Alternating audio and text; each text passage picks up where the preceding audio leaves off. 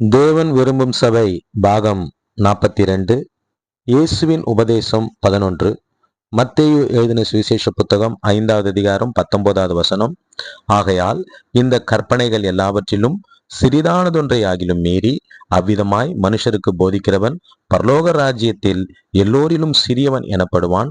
இவைகளை கைகொண்டு போதிக்கிறவனோ பரலோக ராஜ்யத்தில் பெரியவன் எனப்படுவான். பரலோக ராஜ்யத்தில நாம் பெரியவர்களாய் காணப்படும்படியாக கர்த்தருடைய கற்பனைகளை நாம் சரியாக கடைபிடிப்போம். அதில சிறிதொன்றை கூட மீறாதபடி சரியான விதத்தில் அதை கடைபிடிப்போம். அதை போல கர்த்தருடைய வார்த்தையை சரியான விதத்துல மற்றவர்களுக்கு பகிருவோம். அப்படி பகராத பட்சத்துல நாம் பரலோக ராஜ்யத்துல தள்ளப்பட்டவர்களாய் காணப்படுவோம்.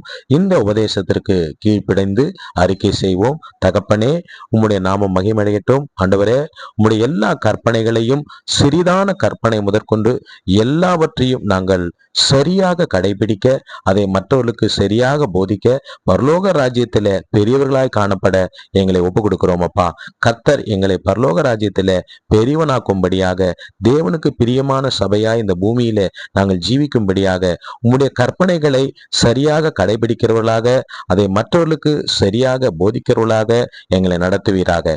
இயேசு கிறிஸ்துவின் இனிதான நாமத்துல செபிக்கிறோம் தகப்பனே. ஆமேன், ஆமேன், ஆமேன். God bless you all.